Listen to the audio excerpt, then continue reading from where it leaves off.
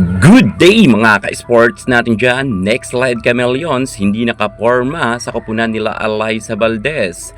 Creamline Cool Smashers, tinapos nga ang laban sa score na 10-15 sa 5th set.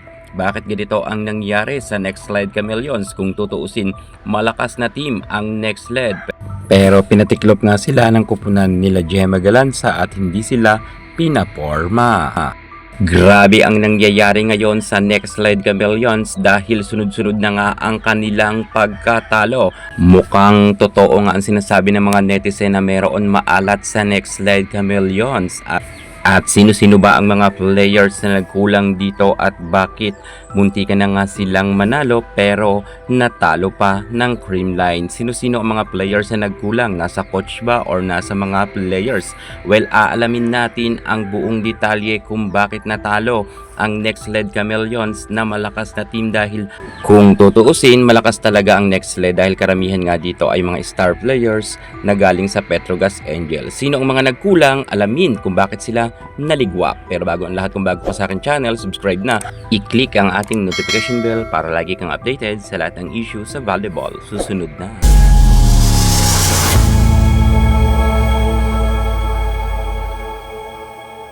Standing ng next slide Chameleons, bumubulusok nga pababa dahil nga sa kanilang tatlong games na sunod-sunod na pagkatalo. Sa kasalukuyan ay iilan games na lang ang natitira nilang game. Pero alam natin na ang next sled Chameleons, baka maraming mga nagsasabi na strategy raw to ng next sled para nga ang kanilang makakaharap ay hindi gaano mabigat. Alam naman natin na sure naman napasok na ang next sled Chameleons para nga sa next round. At kitang-kita naman natin na talagang pursigido naman si Brock Van Sickle dahil sobrang napakagaling niya naman talaga players. At kilala natin na talagang ang next sled ay palaban noon pa man. Pero ngayon, kinakailangan talaga na mag-level up ang mga bawat players dito. Wag silang tumutok kay Brock Van Sickle lamang at kay Myla Pablo. Kinakailangan na gumalaw ang ibang mga players dito dahil karamihan nga ng mga players dito ay may ibubuga naman at palaban. Pero kitang-kita naman natin na halos iilan lamang dito ang mga players na nagsashine kung saan nga si Myla Pablo lamang at itong si MJ Phillips and Brock Van Sickle ang madalas nga nilang batuhan ng bola. Kung kaya ang nangyayari, alam na ng mga nakakalaban nila kung sino ang aabangan. Kung titingnan nyo kasi, ang mga set ni Gia Amazing ay halos pinapaikot niya sa lahat ng mga players. Hindi nga tumututok itong si Gia sa isa-dalawang players nilang star players, kundi lahat ng mga players ay binibigyan niya talaga ng ambag. Hindi kagaya sa next slide Chameleons ay tutok na tutok talaga sila kay Brock Van Sickle at kay Myla Pablo.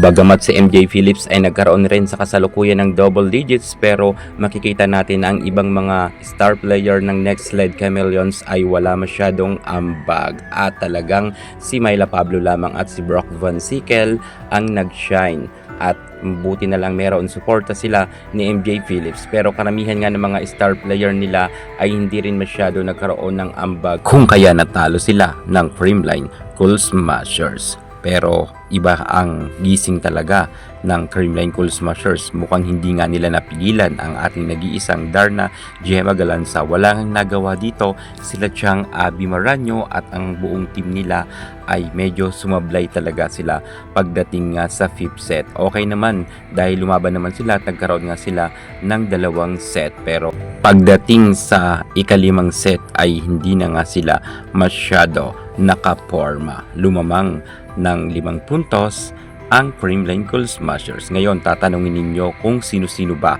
ang mga players na nagkulang sa next sled Chameleons. Matatandaan nga natin noon nang nasa Petrogas Angels pa itong si Sabete, sinabi niya wala raw ito sa coach kundi nasa mga players daw ito. Kaya ngayon, sisilipin natin kung sino-sino ba ang mga players na nagkulang dito sa next sled Chameleons at bakit sila napatiklop ng Creamline Cool Smashers. Narito na nga ang kanilang naging scores. Talagang dito makikita talaga natin kung sino-sino ba ang mga players na wala masyadong ambag. Kaya nga natalo sila ng CCS. Eto na yung mga nagkulang. Mga middle blocker talaga ang nagkulang dito. Critch Macas lang nagkaroon lamang ng 1 puntos. Rania Musa 1 puntos rin. At si Lay Andy Guzman, ang kanilang opposite hitter, ay nagkaroon lamang ng 2 puntos. Jonas Abete 7 puntos.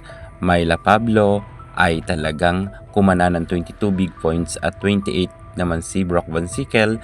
MJ Phillips ay 12 points. Kung makikita talaga ninyo, yung mga middle blocker, middle attacker nga at yung mga nasa bench nila ay hindi masyado gumana, kaya nga sila natalo ng Creamline. At syempre, medyo inalat na rin talaga ang nasabi nating next slide Chameleon. Siguro, bawi na lang sila sa next game. Yan muna pinaka-latest natin sa mundo ng volleyball. Thank you so much. God bless.